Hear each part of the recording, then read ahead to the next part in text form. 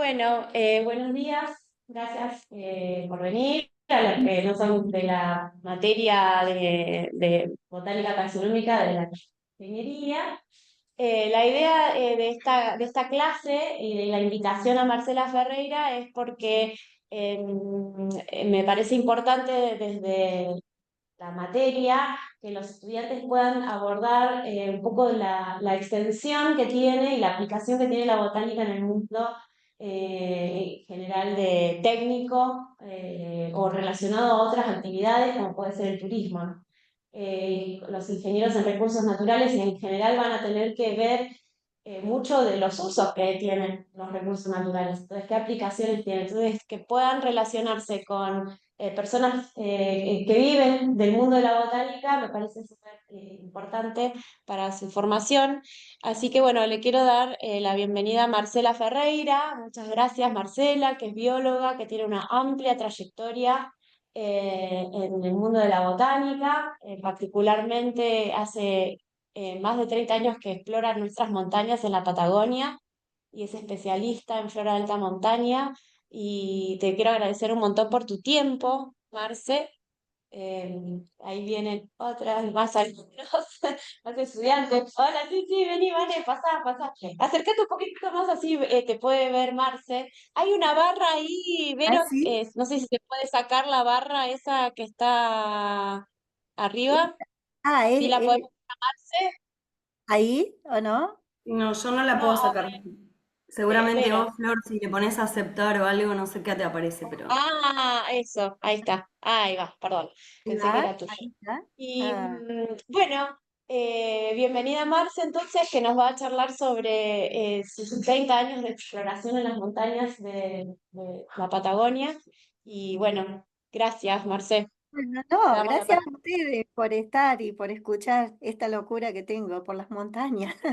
En tal caso, si tienen preguntas, hacémelo saber, Flor. Así lo hacemos más como informal, ¿verdad? Bueno. Dale.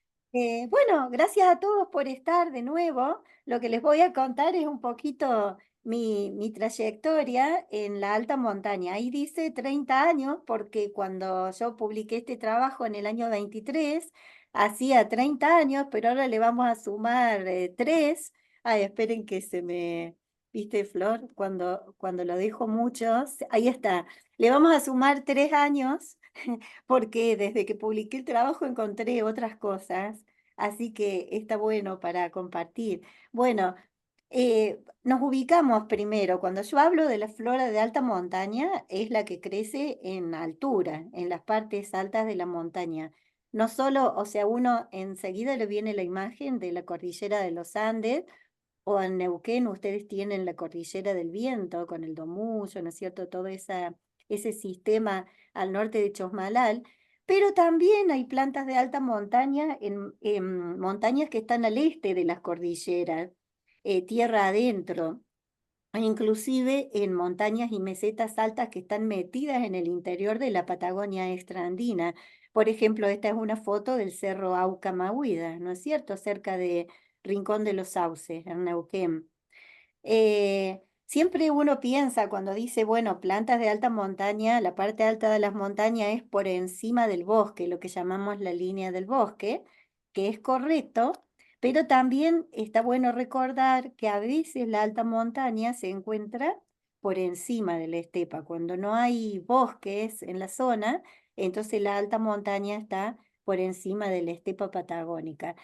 Esto es por una cuestión de temperatura, porque estas plantas que viven en altura necesitan bajas temperaturas para vivir, ¿verdad? Bueno, si les interesa saber, yo me imagino que muchos de ustedes habrán andado en la montaña, pero si no, estos son más o menos las altitudes sobre el nivel del mar que hay que superar para encontrar estas plantas, ¿no es cierto? Eso sería lo que se llama la línea del bosque o timberline o tree line. Bueno, es donde empieza el piso alto andino. Por ejemplo, nosotros más o menos, yo no sé si ustedes pueden ver el cursor cuando yo muestro, pero más o Sí, menos Sí, perfecto. En la zona nuestra, la zona de ustedes, está más o menos 1.700 metros sobre el nivel del mar. Ahí empieza la zona altoandina.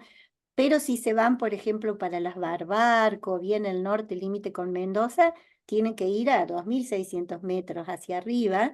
Y si van a Tierra del Fuego, ahí nomás es fácil encontrar estas plantas porque están tan solo 500 metros. Porque esto tiene que ver con la temperatura. Más al sur, más frío, entonces las plantas crecen más abajo. Bueno, les cuento la locura esta mía empezó en 1987. Un amigo me llevó acá, que esto es la zona del Refugio Frey en Bariloche, este bello cerro es el Cerro Catedral, que es mi cerro favorito. Y dije, ay, qué cosa tan bella, yo voy a seguir viniendo mi vida a la montaña porque me enamoré de la montaña. Entonces la gente me preguntaba, ¿por qué te gusta tanto ir allá arriba? Que están estas condiciones que son tremendas. Esto era en plena verano, una campaña en el sur. O no sé, hay que llevar peso. Estas son unas caminatas de exploración con un guardaparque. O dormir en cualquier lado, ¿no? Esto era con unas guardaparques en el Perito Moreno. Este era un hotel 5 estrellas que teníamos ahí. Realmente.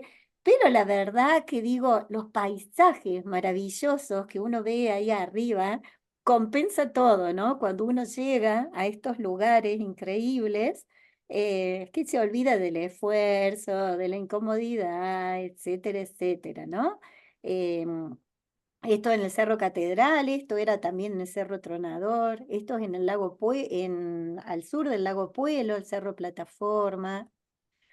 Esto es en el Parque Los Glaciares, ¿no? Ahí estaba haciendo un relevamiento. La verdad, esto es el Parque Perito Moreno. Miren los que son, estos paisajes son maravillosos realmente, ¿no? Esto también cerca del Chaltén. Realmente que yo encontré en la alta montaña, no sé, como un lugar mágico. Amo estar ahí arriba y no solo los paisajes, sino las especies que crecen ahí, que yo siempre digo, creo que están entre las especies más hermosas del mundo, ¿no? Que a veces parece un contrasentido, como un ambiente tan difícil, tan extremo puede albergar plantas tan preciosas, ¿no? Bueno, todo esto tiene que ver con que estas plantas necesitan los polinizadores para su reproducción. Miren, estas que son las primeras que empiezan a florecer ahora, que son ranunculáceas, estas ustedes la tienen ahí en el Cerro Chapel con una población preciosa para ir a visitar. Bueno, nada, solo mostrarles algunas de las plantas que realmente son tan llamativas que viene gente de todo el mundo a verlas, ¿no? Yo, como me dediqué a esto, me empezaron a buscar y terminé siendo guía botánica en los veranos, llevando gente a fotografiar estas plantas.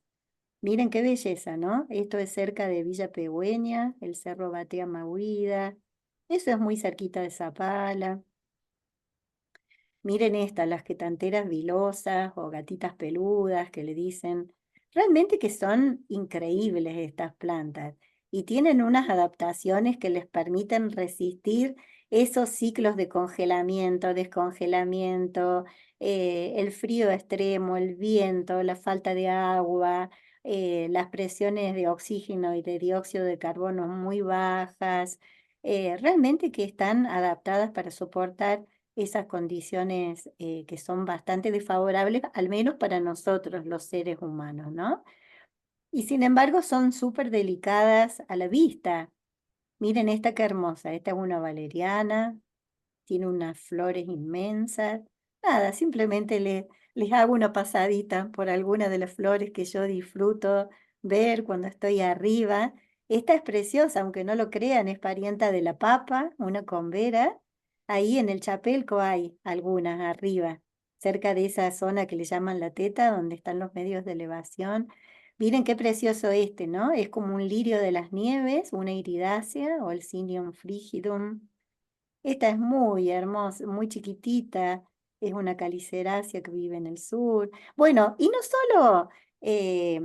solo he visto plantas, sino que animales increíbles. estando arriba en la montaña, animales únicos y que a veces son súper endémicos. Eh, bueno, entonces les voy a contar, esperen, voy a cerrar un poquito porque me entra mucho sol acá y entonces ahí está, ahí vamos a poder grabar mejor. Disculpen, ahí va. Bueno, les cuento que esta, eh, mi trabajo formal, para cuando yo tenía que hacer la tesis, lo comenzamos en el año 1992. A partir de ahí fue lo que registré para hacer la publicación esta de Darwiniana. Bueno, acá realmente tuve la suerte de encontrarme con Cecilia Escurra, una colega a quien admiro muchísimo. Recién llegada de Buenos Aires, ella trabajaba en el Instituto Darwinion y me dijeron que Cecilia quería armar un equipo para trabajar en alta montaña. Bueno, yo para esa altura ya tenía mi herbario, tenía todo, porque ya estaba bastante enloquecida con el tema del estudio de las plantas de alta montaña, porque no había casi publicaciones, había 3 papers con muy poquita información sobre los ambientes de alta montaña. Miren, éramos tan jóvenes, miren cómo estoy ahora. Esta éramos Cecilia y yo en ese momento, muy jovencitas. Bueno, y desde el año 92 hasta el año 2000 nos dedicamos más que nada al Parque Nacional Nahuel Huapi, porque no había mucha información sobre la alta montaña del Parque Nahuel Huapi. Y ahí descubrimos unas 300 especies, no descubrimos, sino que relevamos, hicimos el registro de unas 300 especies en la alta montaña. Y dijimos, wow, qué cantidad que hay, ¿no? Porque en realidad no nos imaginábamos que había tanto, pensando que el parque, miren, tiene unas 1488 especies en total, según el Sistema de Información de la Biodiversidad. O sea que esas 300 especies eran el 21% de las especies del parque. Y ustedes piensen que el parque, la parte de alta montaña, ocupa solo el 20% de la superficie del parque. Dijimos, wow, qué increíble, ¿no? Que tengan un quinto de las especies están arriba en las altas cumbres. Bueno, habíamos leído un trabajo de Christian Corner, que yo admiro mucho, es un investigador súper especialista en plantas de alta montaña, ha estudiado las plantas de alta montaña de todo el mundo y tiene un libro que se llama La vida de las plantas alpinas, donde cuenta vida y obra de las especies de altura. Después se los puedo pasar a través de Florencia, lo tengo digitalizado, está en inglés lamentablemente, pero con la profe lo van a poder traducir las partes que les interesen. Entonces, él había dicho que en general en una región montañosa, las floras de alta montaña representan entre un cuarto y un quinto por ciento de la flora total. Y dijimos, bueno, qué bien, se cumplió la regla de Corner. Y ahí pasó, después comenzamos a hacer un relevamiento en las montañas del norte neuquino con Cecilia. Ella ganó una beca un subsidio de la National Geographic. Entonces fuimos a la zona del Tromen, fuimos a la zona del Lanín, fuimos a Copahue, fuimos al Domullo también, que ahí esperamos el año 2000 subiendo el Domullo. Bueno, y yo siempre estaba con un cuadernito de campo, esto lo pongo porque yo amo mis cuadernos, miren, estas son anotaciones del año 99, y ahí salíamos todo lo que explorábamos, yo siempre anoté todo, absolutamente todo, en cada salida de campo. Siempre registré lo que veía. Usted imagínese que en ese momento no había celular. O sea, nosotros sacábamos fotos con cámaras comunes, ¿no? Analógicas, ni siquiera digitales. Bueno, después entre los años 2006 y 2011, tuve la suerte de ser invitada por la delegación regional de parques para hacer relevamientos de alta montaña en los parques nacionales del sur, porque como no había información sobre eso, así que entre esas fechas yo fui al Parque Lago Puelo, al Parque Perito Moreno, al Parque Los Glaciares, a hacer relevamientos. Fue muy hermoso, pude trabajar con guardaparques, a mí me gusta mucho el trabajo con los agentes que están en la conservación del sitio. Esta es una guardaparque que sabe muchísimo de plantas de alta montaña en los glaciares, Mela Iribarren. También trabajé con guardaparques en el Perito Moreno. Y me encantó porque estas chicas habían sido alumnas mías en la secundaria y teníamos un taller de educación ambiental que se llamaba Un equipo para salvar la tierra. Y me encantó, yo las llevaba a pasear, ellas tenían 13 años, bueno, terminaron siendo guardaparques y ellas me cuidaron, me llevaron a caballo por todos lados. Bueno, en el pueblo también, con Félix Pidós, hicimos los relevamientos. Y ahí empezaron a surgir datos que realmente eran increíbles, porque, por ejemplo, en el Parque Puelo también se cumplía esta reglita de Corner, ¿no? Porque de 775 especies totales del parque, 152 estaban en la alta montaña. Dijimos, wow, qué rica que es realmente la alta montaña. Este fue increíble, este dato, porque en el Perito Moreno resultó que el 51% de las plantas del parque estaban en la alta montaña. Bueno, claro, nosotros exploramos, es un parque que tiene una gran porción de altas cumbres, ¿no? Y después, en el Parque Nacional Los Glaciares, en la zona norte, también nos sale que había 178 especies de las 739 totales, un 24%.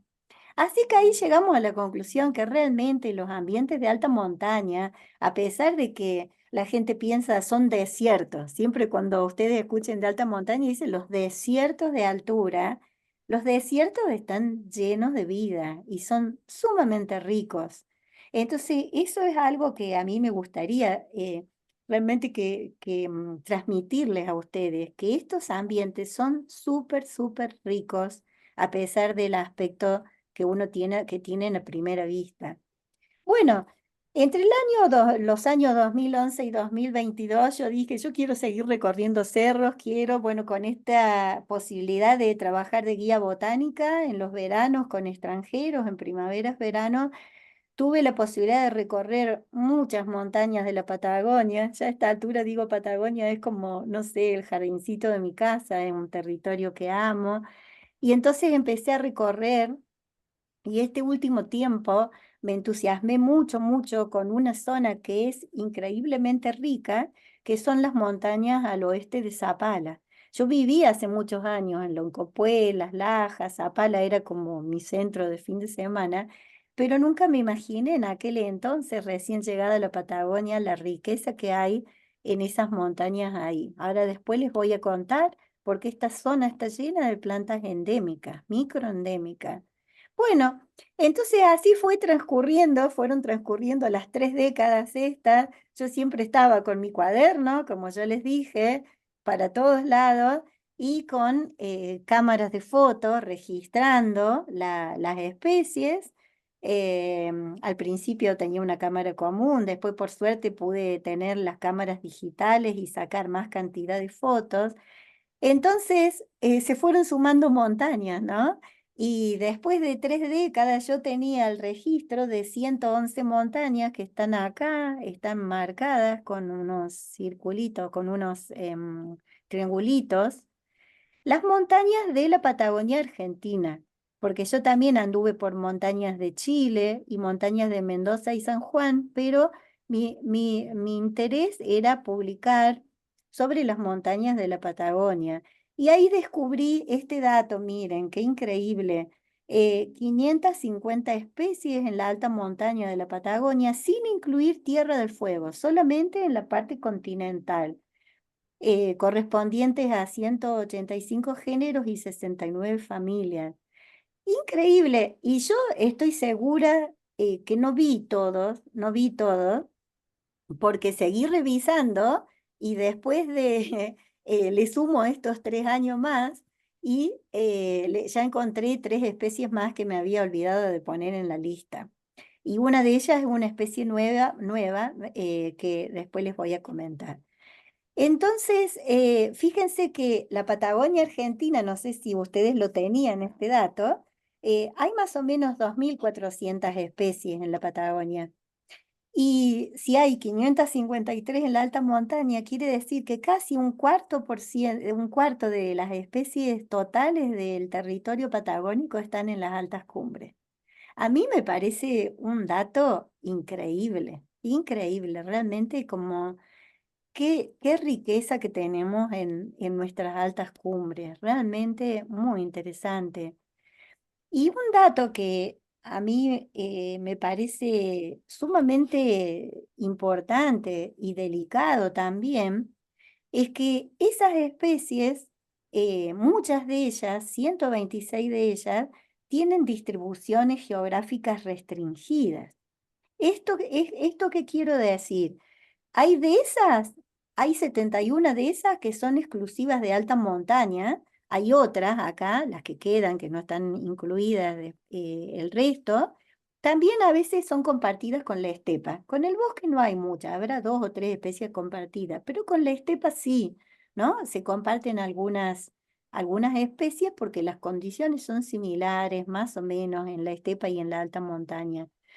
Entonces, son exclusivas de alta montaña y a veces están en sitios puntuales de alta montaña, a veces en alguna cumbre de algún cerro. Y quizás es eso lo que nos hace pensar a nosotros que no hay muchas especies, porque cuando uno camina por un cerro, a lo mejor se está perdiendo un montón de especies que están en el cerro de al lado y no están exactamente en ese lugar porque tienen esas distribuciones que son tremendamente acotadas. Y esto a mí me pareció súper interesante. Por ejemplo, les muestro algunas que están cerca de donde viven ustedes.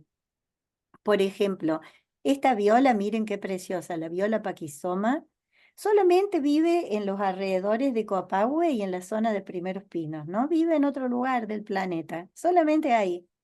Es decir, si uno no va a esos sitios, no lo ve.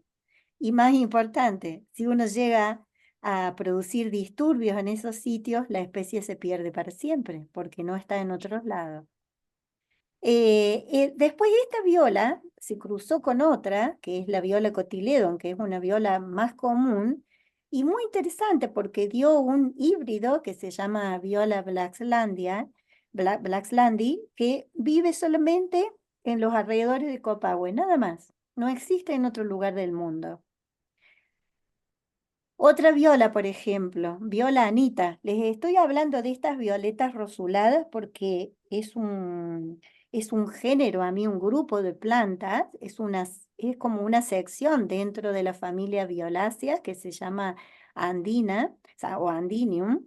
Y estas violas son súper interesantes porque solamente están en los Andes de Sudamérica, en ningún otro lugar del mundo.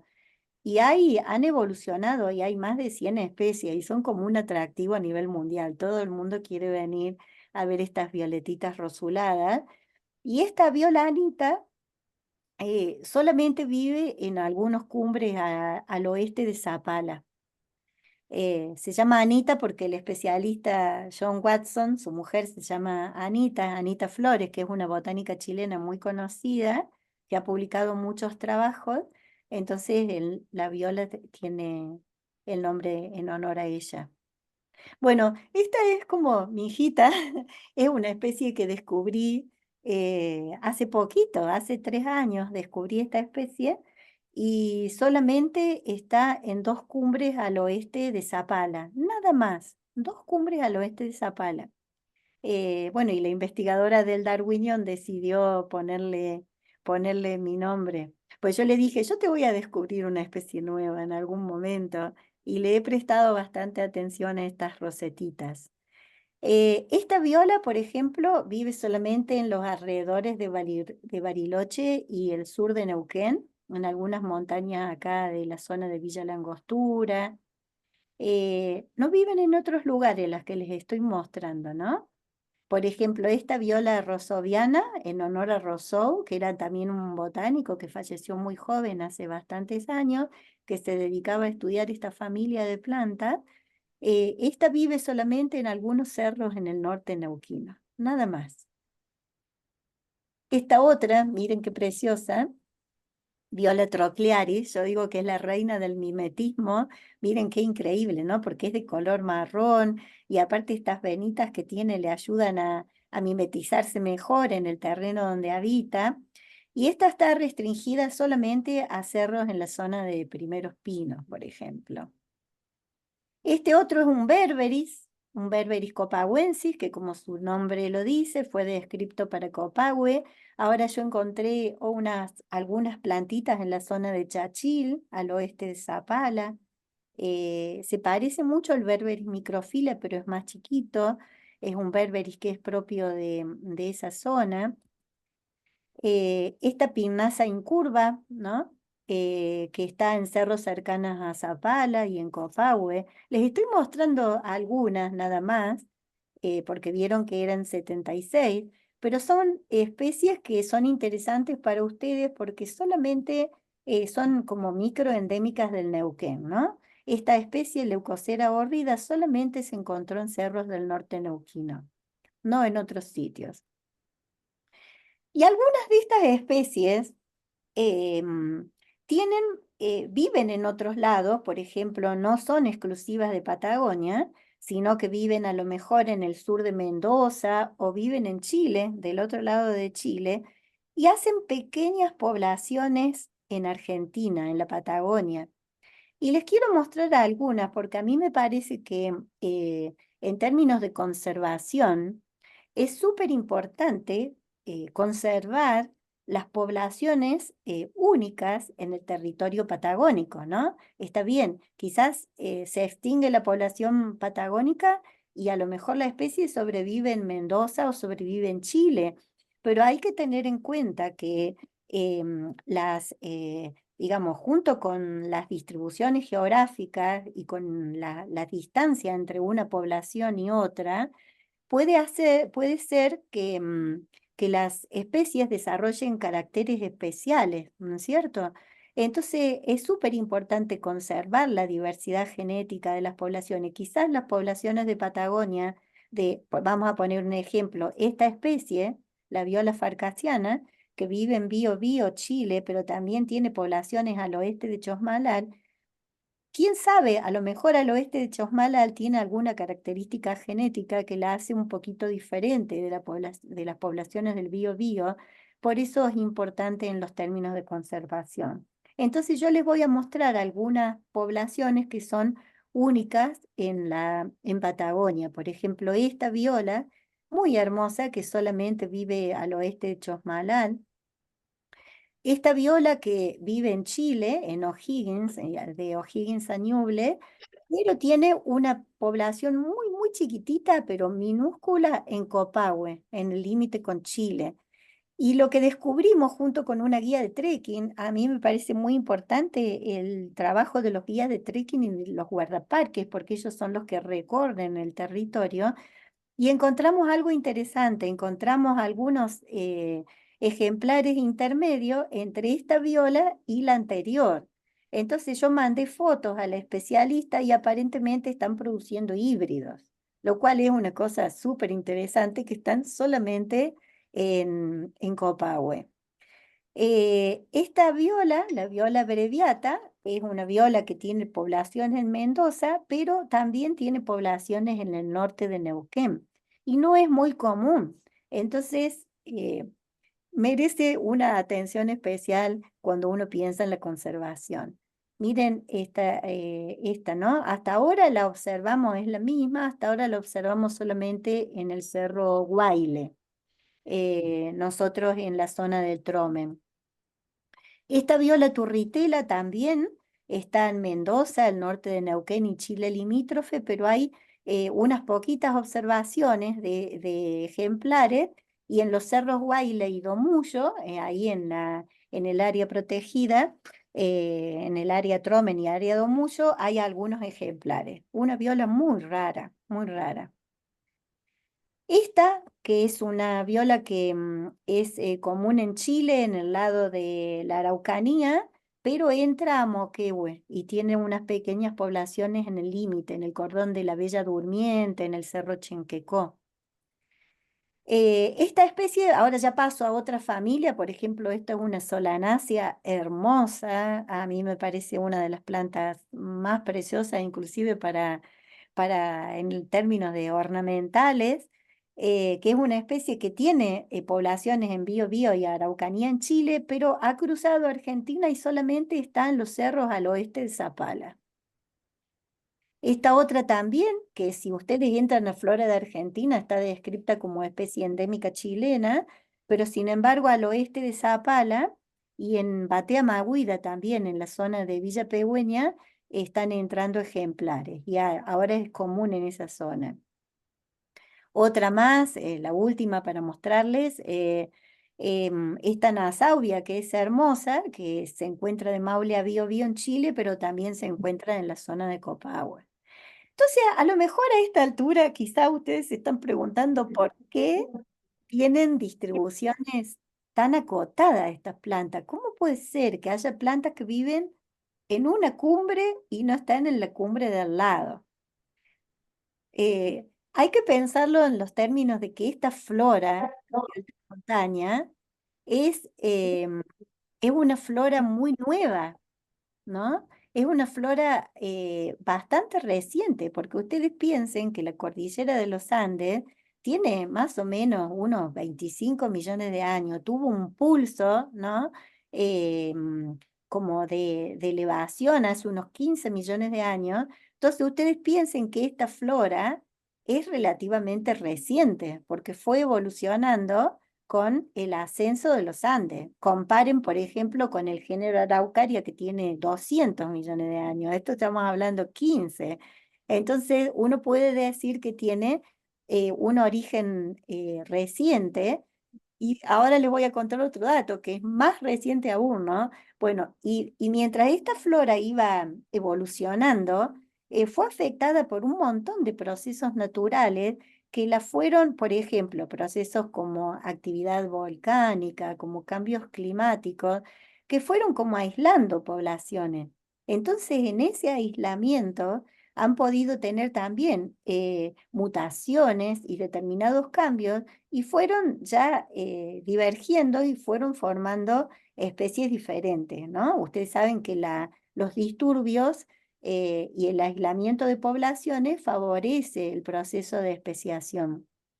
Y bueno, y no nos tenemos que olvidar las glaciaciones, ¿no? Porque la última glaciación barrió prácticamente todas las plantas de alta montaña, porque ustedes piensen, miren, acá se ve en blanco el maxi glacial, que se extendió de 25.000 a 10.000 años atrás. Entonces, ¿qué pasó con las plantas de alta montaña que estaban acá arriba? Porque estaban todas viviendo ahí. Y bueno, esas plantas se tuvieron que ir a a las mesetas, a las cumbres de las mesetas altas que están tierra adentro en la estepa patagónica en este momento, ¿no? Por ejemplo, puede ser la meseta de Somuncura, ¿no es cierto? Que está en el límite entre Neuquén y entre Chubut y Río Negro, las mesetas del lago Buenos Aires, ¿no? Todas estas mesetas altas donde está el Parque Patagonia, por ejemplo, ahora. Entonces después, que a medida que los glaciares retroceden, como se ve acá, las plantas tienen que moverse y tienen que relocalizarse.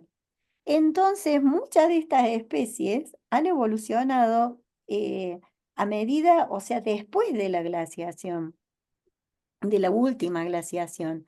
Entonces son especies muy nuevitas. Por eso también uno entiende por qué también hay mucha hibridación, especialmente a veces las violas, o varias de estas especies a veces producen algunos híbridos. Entonces, las plantas se están reacomodando y hay un montón de cosas que estoy segura que no hemos visto. Por ejemplo, esta guía de trekking, Alejandra Parada, que siempre anda mirando florcitas, encontró esta especie, que es una especie nueva, no está en mi publicación porque yo no la vi, todavía la especie fue post publicación.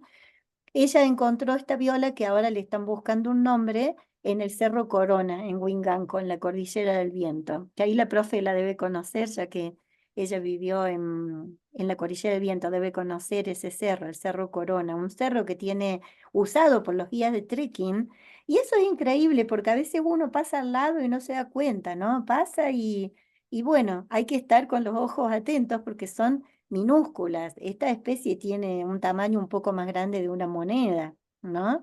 Y encima tiene el color marrón. Entonces, no sé si vamos bien, Flor, hasta ahí, o si tienen alguna duda. Perfecto, ahí ahora fueron llegando más, estamos casi con la mitad de la sala. Bueno, bueno, lindo. No sé si me van siguiendo hasta ahí, o sea, Sí, perfecto. perfecto, ¿no es cierto? Bueno, o sea que hasta acá lo que podemos hacer una síntesis, que los ambientes de alta montaña son sumamente ricos en especies y son muy interesantes porque hay una abundancia de especies microendémicas o al menos de distribución restringida, ¿no? Eh, entonces, la siguiente pregunta que me hice, eh, que está publicada en el trabajo ese que yo les comentaba y que lo compartía a la profe Florencia, es cuál es el estado de conservación de esas especies de alta montaña que tienen distribución restringida. ¿Cuál es la esperanza que tienen esas especies? Es decir, ¿habitan dentro de algún área protegida o están en sitios que están sometidos a algún tipo de uso? ¿Qué pasa con esas especies? ¿Cuál es el estado de conservación que ellas tienen? Y bueno, y la verdad que si uno considera las que no están incluidas dentro de ningún área protegida, de ningún tipo, ni nacional, ni provincial, ni área protegida, bueno, esas son las categorías que estaban en ese momento, porque privada no hay de alta montaña en esta zona. Eh, entonces, lo que podía ver era que había 15 especies y 10 de esas poblaciones que son únicas en la Patagonia, que están en estado de vulnerabilidad, que tienen realmente una amenaza que está colgando sobre esa especie. Como ya les dije, yo consideré solamente las que están fuera de las áreas protegidas, pero yo creo que este número es mucho mayor, porque ustedes a esta altura sabrán que hay muchas áreas protegidas que son áreas de papeles. O sea, no tienen guardaparques o más que nada las áreas provinciales, ¿no? Que algunas no tienen o lo que llaman guardaparques o guardafaunas a cargo o los encargados de la conservación por ahí no tienen movilidad para ir, o son áreas protegidas afectadas por un uso turístico inmenso como Copahue mismo, ¿no es cierto? Entonces, lo que vamos a ver, ¿cuál es la amenaza principal que tienen a nivel regional? ¿No? Porque si fuera a nivel mundial, bueno, uno diría el calentamiento global, esa es la principal amenaza, algo que tendrán que resolver estas plantas en el futuro, ¿no es cierto? Pero a nivel regional, miren, es increíble, pero la amenaza principal en este momento es esta, es el sobreuso turístico, recreativo y deportivo. Esa es la principal amenaza que tienen. Ahora les explico por qué. Y obviamente en la zona de Neuquén, la ganadería. Nosotros no tenemos ganadería en Río Negro, Chubut y Santa Cruz, al menos en alta montaña, pero en Neuquén, bueno, ustedes saben que hay un montón de comunidades transhumantes que usan a la alta montaña en el verano. Una cosa importante es que estas plantas, a pesar de que están adaptadas a esas condiciones que para nosotros son extremas, ningún ser humano cuerdo diría, bueno, voy a vivir toda mi vida arriba de la alta montaña, salvo que un refugiero que tiene que cuidar un refugio, pero no están adaptadas al pisoteo. Porque ustedes piensen que el pisoteo es algo extraño en ese ambiente, porque cuando ellas evolucionaron, no había grandes herbívoros que estuvieran circulando en la alta montaña. Uno puede considerar hoy en día, bueno, los guanacos, que en el sur están en alta montaña, por aquí en el norte no mucho, em, pero no es común que haya, digamos, animales nativos pisoteando en la alta montaña. Eso no lo resisten.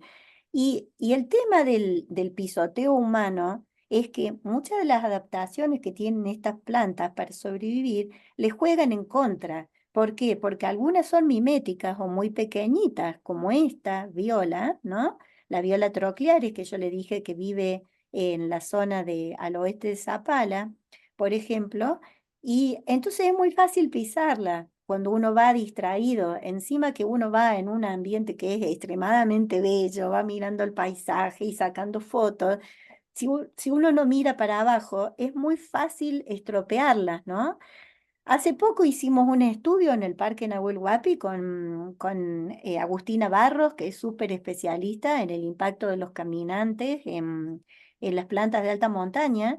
Esta chica estudió el impacto en el Aconcagua y en otros lugares del mundo, y nosotros vimos que en esta zona de la Patagonia, en algunas comunidades, tan solo 30 pasos, nada más que 30 pasos. Imagínense que no estoy hablando de 30 personas pasando, sino de 30 pasos, producen daños que son irreversibles o que tardan en revertirse un montón.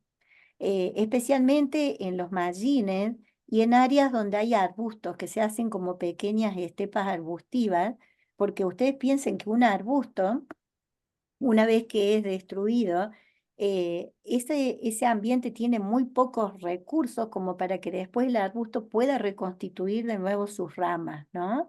Es muy lento el crecimiento de las plantas. Entonces, si uno dice tan solo 30 pasos producen daños, a veces irreversibles, hay una publicación más extrema del lado chileno, una botánica, Adriana Hoffman, que ella dice que una sola pasada por un mallín cubierto de hierbas en la estación de pleno crecimiento puede dejar cicatrices irreversibles.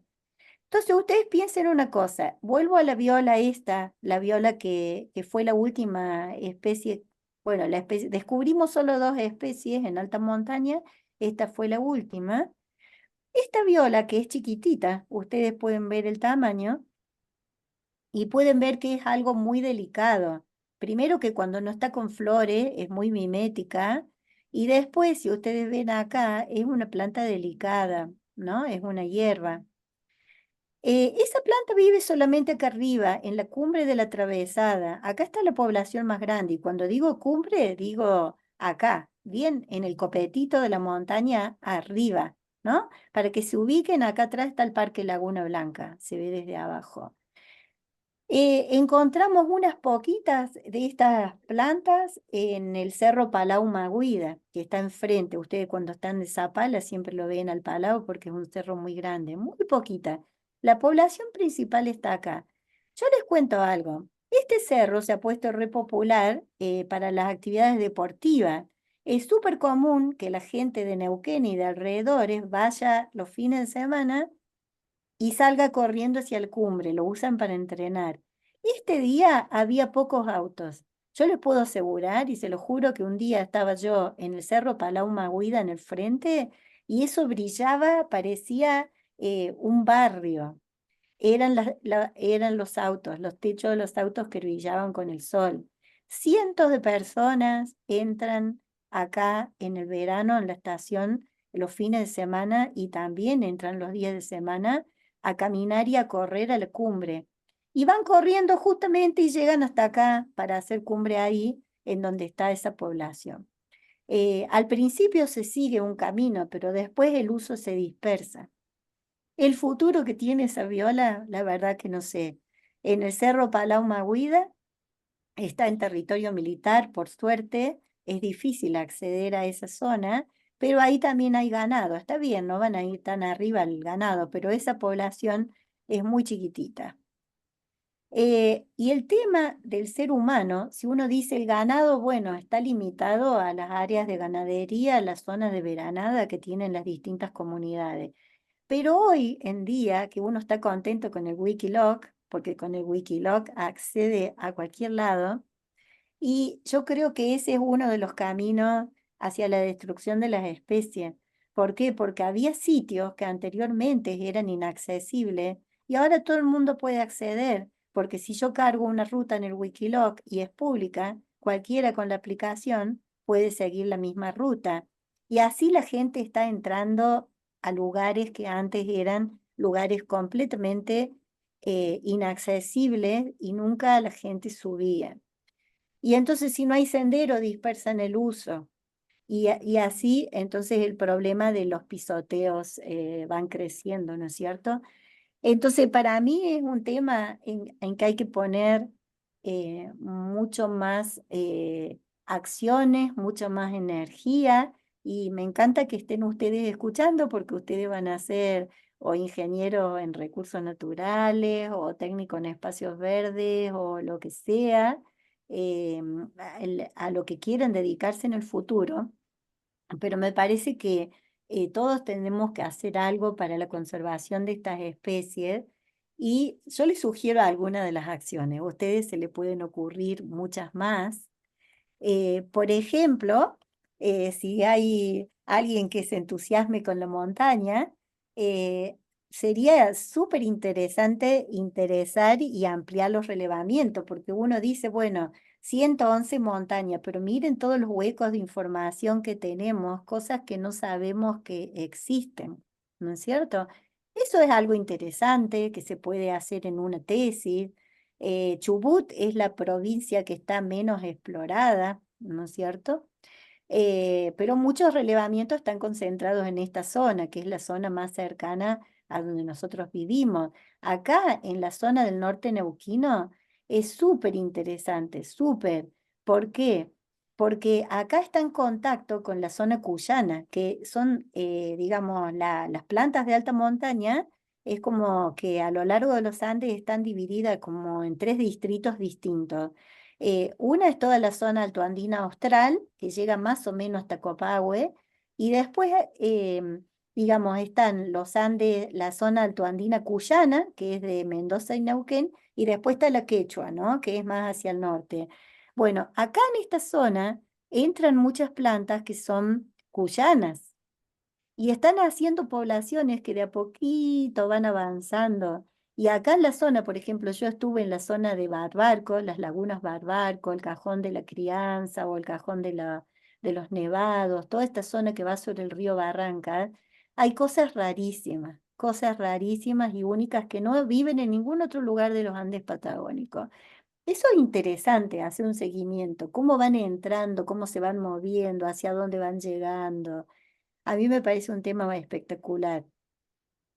Otra es reforzar la protección de las áreas protegidas que existen, por ejemplo, Copahue, por ejemplo, Tromen, por ejemplo, Domuyo, que son áreas que tienen una alta concentración de especies endémicas, y también ver la posibilidad de crear áreas protegidas nuevas, por ejemplo, el cordón Chachil, que cuando ustedes están en Laguna Blanca ven todo el cordón blanco acá atrás, el cordón Chachil, por acá está la Travesada, etcétera. Este cordón realmente que merecería la pena hacer un área protegida. Nosotros tuvimos con reunión con gente de recursos naturales de Neuquén, porque ellos tienen en mente y tienen ganas en algún futuro de hacer un área protegida. A lo mejor alguno de ustedes se puede incorporar a algún proyecto en la creación de esta área, en algún aspecto.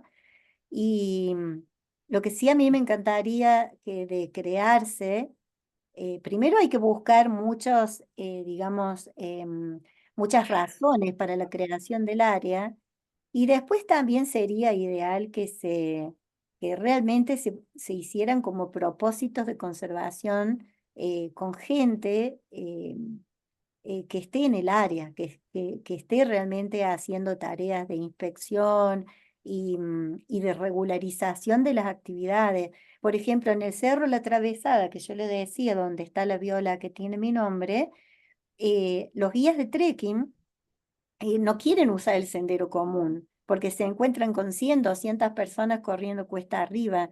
Entonces empezaron a marcar otros senderos.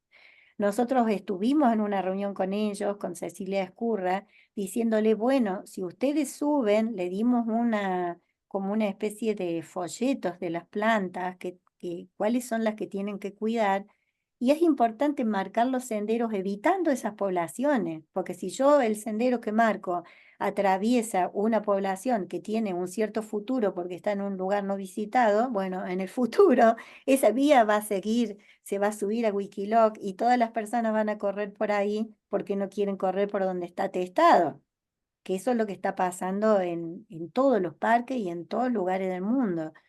Entonces a mí me parece que este es un lindo proyecto, más como para ustedes, como estudiantes. Eh, Otro proyecto súper interesante y que me parece que hay que darle mucha fuerza es estudiar los ambientes de alta montaña como ecosistema. Porque si ustedes me preguntan, yo les puedo decir, no sé, que conozco súper bien y traté de publicar todo lo que pude de lo que es de alta montaña. Pero ¿qué pasa con los polinizadores? ¿Qué pasa con los líquenes? No hay registro de un registro completo de los líquenes que viven en la alta montaña, los musgos, de la vida, todos los insectos, las relaciones de los polinizadores. Miren, esta es un sapito de 3 rayas, súper minúscula, viviendo en un lugar de líquenes que son una maravilla, ahí en la zona del Perito Moreno. Hay una persona ahora acá del CONICET, la doctora Sabrina Gavini, que ella está haciendo grandes aportes ahora en lo que es la polinización. Ha estudiado bastante los insectos, los conoce súper bien. También si uno piensa, me quiero dedicar a eso, la menciono porque pueden ser directores de tesis. Esta chica, una chica joven, con muchos años por delante, con mucha energía, ganas de formar personas.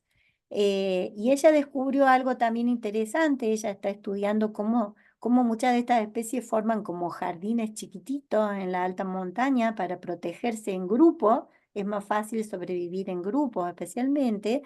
Y ella ha visto algo muy interesante, que estas islitas de vida, cuando florecen todas juntas, las plantas tienen mayor éxito reproductivo, porque atraen a los polinizadores con mayor fuerza, porque son muchas que están polinizando, todas en un mismo lugar. Entonces pueden competir mejor, atraer mejor a los polinizadores que las plantas individuales. Bueno, ese es otro camino interesante para estudiar.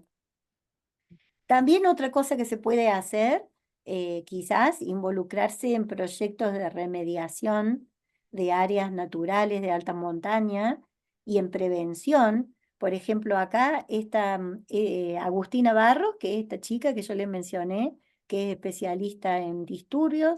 Están trabajando con Ana Pisolito también y ahora están guiando a esta chica que está haciendo Alondra se llama Crego, que está haciendo su tesis de doctorado, tratando de readecuar senderos y áreas de acampe que están cerca de refugios de montaña, por ejemplo. Se está haciendo un trabajo muy interesante en el refugio Frey, tratando de sacar la picada de adentro del mallín, porque ese mallín está completamente alterado. Es más, yo estoy segura que ha perdido flora típica, porque ahora han sobrevivido pocas especies comparado con otros mallines de cercanía. Así que esos son proyectos que uno se puede involucrar. Otro proyecto que hay para la profe Florencia, también iniciar un programa de propagación para hacer la conservación ex situ de las plantas de alta montaña, que se puedan usar después para posibles restauraciones, por ejemplo, ¿no? Em, entonces, eso es algo que a lo mejor, yo sé que yo estuve trabajando en algún proyecto que hicimos como las primeras intentos de reproducir plantas de alta montaña.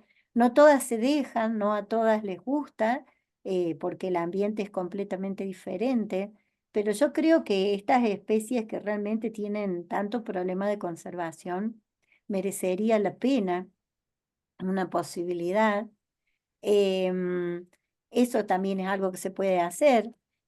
A lo mejor dicen, no, yo no quiero trabajar en la alta montaña, me da pereza subir, voy a ir de vez en cuando a pasear. Bueno, algo que sí o sí tenemos que hacer todos, y con esto ya para terminar, es aplicar los principios de no deje rastro, tratar de disfrutar las montañas sin dañarlas. Es decir, hay muchas, tan solo respetar los senderos y acampar en espacios delimitados, ya con eso solamente estamos haciendo un montón por la conservación de las montañas.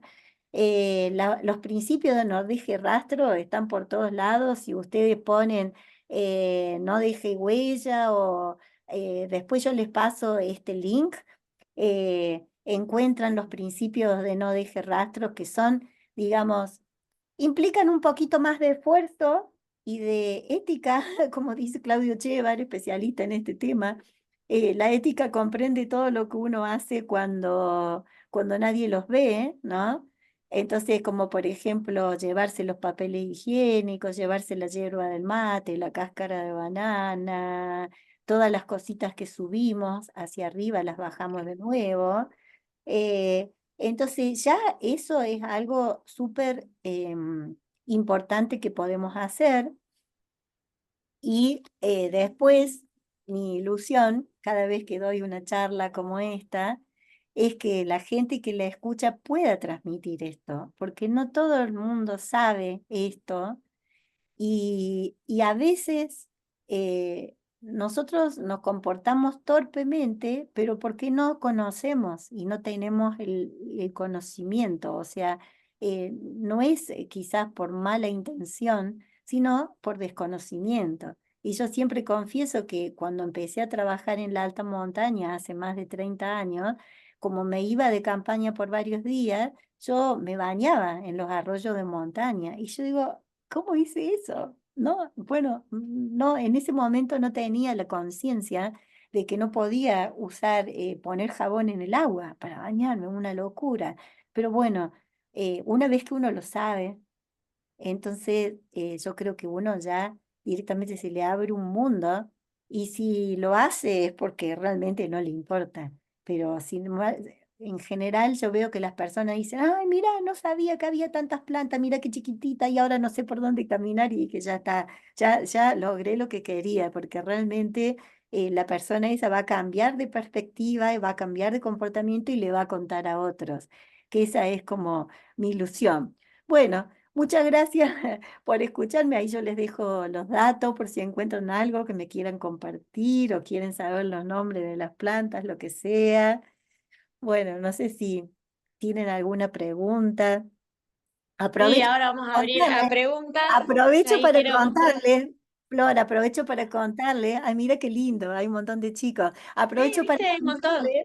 Hay hay graduados de la Tecnicatura en Espacios Verdes, hay Sí, docentes, sí. acaba de entrar el director Ah, muy para bien. Hola.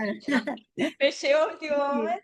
Están los sí, chicos de la carrera de Tecnicatura en Espacios Verdes y la también, bueno, de la ingeniería, ¿no? Estaban olvidados, sí, pobres, no les sí. quedó.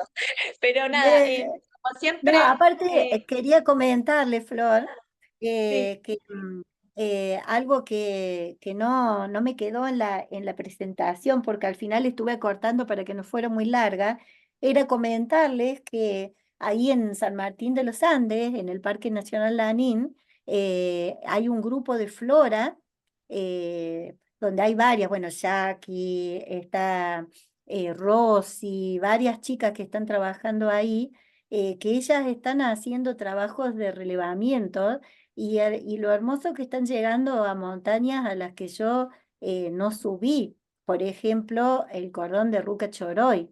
Entonces eso es re importante, quizás a lo mejor algún estudiante tenga ganas de ser voluntario en los relevamientos, porque claro. cada exploración es única y uno encuentra, bueno, en el norte neuquino todo el tiempo aparecen especies nuevas, todo el tiempo aparecen especies nuevas.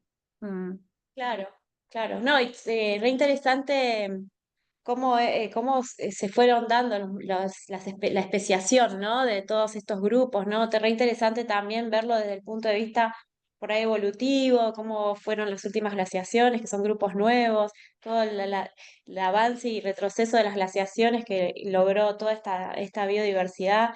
Como que no es de la noche a la mañana que se produce todo esto, sino que son procesos muy largos que a nosotros con los humanos nos cuesta entender porque son tan fuera de nuestra escala y también nuestro punto de vista. De repente uno ve esas fotos de la alta montaña y ves todo piedra, pero si nos pusiéramos desde otro punto de vista, ¿no? Cambiamos nuestro punto de vista y nos agachamos y empezamos a ver en detalle, hay un universo paralelo que desconocemos porque no nos dan nuestros sentidos para captarlo. Entonces está bueno esto de poder ponernos en el lugar de otro ser vivo, la empatía que necesitamos, empezar a Exacto. transmitir y a vivir, ¿no? Y es lo que decía Buenísima tu Flor charla. lo que decía Flor antes de todo lo que falta saber de cómo funcionan como ecosistema, al menos en los Andes australes. En Chile hay más publicaciones, siempre hubo más gente trabajando en alta montaña o en los Andes cuyanos, ¿no? Porque bueno, está la gente viviendo ahí en la montaña y o sea, no sé, tienen otra historia a lo mejor de investigaciones, pero en los Andes australes, por ejemplo, no tenemos mucha idea de muchos procesos que se dan de relaciones entre especies. Y eso es re interesante. Por ejemplo, cuando uno agarra el libro de la vida de las plantas alpinas de Corner, en los Alpes, por ejemplo, en la zona de los Alpes, ellos saben exactamente, pero todo. Por ejemplo, los polinizadores, ¿a qué hora empieza a volar el abejorro? ¿A qué hora empieza a volar la mariposa? ¿Qué pasa cuando hay viento? ¿Qué pasa? ¿Cómo se va dando la sucesión de flores y el tema de la sucesión de polinizadores, ¿no? Que trabajan en cada una de las flores? O lo que hablábamos con vos, Flor, el otro día, el tema de la fenología. O sea, yo a grandes rasgos sé que estas plantas florecen más o menos entre tal fecha y tal fecha, pero no hay estudios que realmente puedan, digamos, certeros sobre el rango que tiene de floración o de fructificación de cada una de estas especies que viven en los Andes australes. Yo sé que la floración Claro. se mueve desde 3 semanas, más o menos a grandes rasgos por lo que veo, pero no hay estudios de eso, por ejemplo, bueno, Y de la tantas. importancia de esa información que parece un detalle, pero no, para poder generar por ahí pautas de manejo que hagan a la conservación de estas especies, ¿no? Saber en qué momento llegan los polinizadores, quizás pueda Exacto, lograr como que la actividad turística con la fauna y flora puedan convivir de alguna manera, ¿no? Si no pudiera poner exacto. periodos de visitas, por ejemplo, entre miles de otras cosas. Marce, si querés dejar de compartir la pantalla, a vos se te Sí, agranda la imagen y podés también ver el grupo más. ahí está, bien, buenísimo. Estamos, Ah, buenísimo. Y bueno, ahora vamos a abrir preguntas. Yo tengo varias, pero vamos a dejar preguntas a los estudiantes. sí, ¿Alguna pregunta? ¿Alguien se tiene que animar?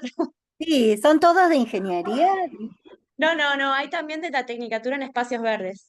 Ah, Estudiantes y graduados. bueno, miren, para los chicos de la Tecnicatura en Espacios Verdes, saben que, bueno, yo he tenido la suerte de viajar, que me han invitado a dar charlas de distintos lugares, en Europa, Estados Unidos. Qué increíble la cultura que tienen de los jardines de roca. Increíble. Mm. En cualquier espacio chiquitito, hasta en las veredas, hacen unos jardines de roca increíbles. Y ellos tienen toda la mano para reproducir estas plantas de alta montaña. Increíble. Porque está en su cultura desde hace decenas y decenas de años. Ellos tienen. Y fíjense que en Argentina no tenemos la cultura de los jardines de roca, salvo jardincitos de prueba chiquititos que hayamos hecho alguna vez. Qué interesante Claro, eso. sí. Para tus canteros de plantas nativas, empezar a hacer rocallas.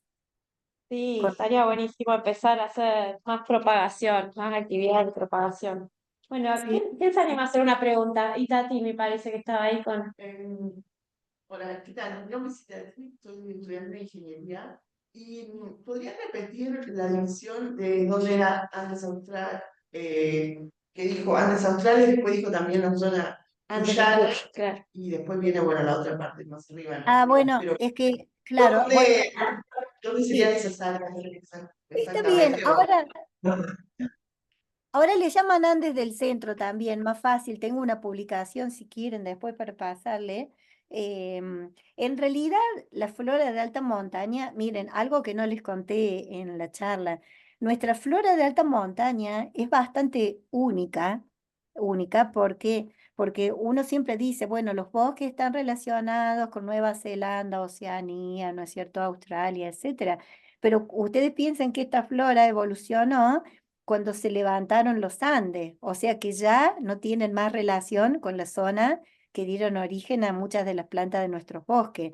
Con las únicas que tienen un poquitito de relación son con las plantas por ahí de Estados Unidos, del norte, del hemisferio norte, digamos de América del Norte, porque a veces algunas especies usaron los corredores para moverse, ¿no? De norte a sur y de sur a norte, pero son muy poquitas las compartidas. Y en general, los Andes australes tienen una flora específica. Y en Argentina, el doctor Cabrera estudió la flora de alta montaña, bueno, mira, hizo el bosquejo fitogeográfico de toda la Argentina, pero él dijo, la flora de alta montaña la podríamos dividir en tres sectores. Una es el sector austral, que él le llamó el distrito altoandino austral, que serían los Andes patagónicos, pero específicamente desde Copahue hacia el sur, porque son los Andes más bajos. Vieron que la cordillera baja de altitud bastante abruptamente en Patagonia, comparado con la zona cuyana. Entonces, hay muchas especies que no habitan acá en el sur porque necesitan mayor altura u otras condiciones. Entonces él dijo, los Andes, los Andes de la Patagonia, le vamos a llamar el Distrito Altoandino Austral, tiene una flora específica. Después está los Andes centrales o Andes cuyanos, que le llamó el Distrito Altoandino Cuyano, que serían los Andes de Mendoza y de San Juan, que es lo que nosotros llamamos la zona centro. Y de ahí para el norte, él le llamó el Distrito Quechua, que incluiría los Andes, ¿no es cierto? La Rioja, Catamarca, Jujuy, Salta, Tucumán, ¿no? En eso tengo que confesar que desconozco completamente la flora y la distribución ahí. No, no he andado en esos Andes. O sea, he andado en los Andes cuyanos y veo que hay especies diferentes en los Andes cuyanos. Hay muchas que están en común, muchas son en común, pero hay especies que están allá que no están acá y hay especies que tenemos nosotros que no están allá. Y lo interesante del norte neuquino que yo les había comentado para terminar la idea es que esa zona al norte del volcán Copahue es como una zona de cotono entre lo que son los Andes australes y los Andes cuyanos. Entonces es una zona sumamente interesante porque ahí se hace como un mix entre especies australes y especies cuyanas y ahí hay muchas especies microendémicas. O sea, esa zona es una zona increíble. Si alguno de ustedes se entusiasmara en hacer un relevamiento, un estudio de la cordillera del viento, yo creo que aparecerían un montón de cosas nuevas, cosas que no sabemos que existen. El que, Marce, justo hablando de eso, yo te quería preguntar, em, cuando hacen las determinaciones taxonómicas, porque bueno, sí, justo la materia es botánica taxonómica, siempre tradicionalmente se usaron caracteres morfológicos, ¿no? sí. Em, y actualmente ya vinieron todas las herramientas, digamos, moleculares. En eso se está aplicando en la determinación de estas nuevas especies que se están descubriendo. Sí, por ejemplo, las violas, que fue lo que más se ha producido actualmente, porque, bueno, hace poquito falleció John Watson, que él dedicó su vida junto a Ana Flores, la que fue honrada con esa viola Anita. Ellos estudiaron mucho esas violas, entonces las descripciones que hicieron, porque ellos fueron los que describieron la mayoría de las especies, Las descripciones están hechas en base a caracteres morfológicos, ¿verdad? Pero ahora hay la especialista argentina que se llama Marcela Nicola, que está trabajando en el Darwinion. Ella empezó a hacer el estudio de ADN de estas violas.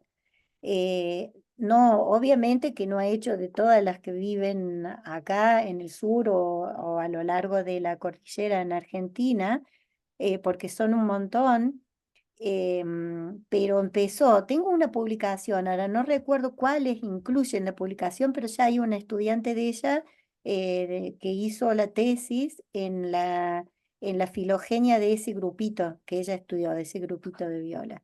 Y bueno, eso es algo también en lo que uno puede colaborar. A veces ella no puede hacer salidas de campo por distintas razones personales, entonces yo le llevo hojitas, o sea, le recolecto hojitas y eso es una contribución grande que podemos hacer, los que por suerte podemos subir y recorrer, porque saben que con pocas hojitas ya ellos pueden hacer todo el estudio. Claro. Entonces, Flor, volviendo así a la respuesta final, se están haciendo en algunos grupos de plantas ya el sistema genético. Está bien. Y vos cuando hacían los relevamientos con Sonia, ¿no? Que ella Sí, te ayudaba a Cecilia. vos en la determinación, ¿qué bibliografía utilizaban o usaban la flora patagónica? ¿Cómo hacían para identificar las especies digamos, en el sentido práctico, ¿no? Nosotros en ese momento usamos siempre flora patagónica, siempre, que era lo que teníamos disponible. A veces usábamos, no sé, la publicación del libro de las compuestas de Cabrera, pero era lo que teníamos a mano.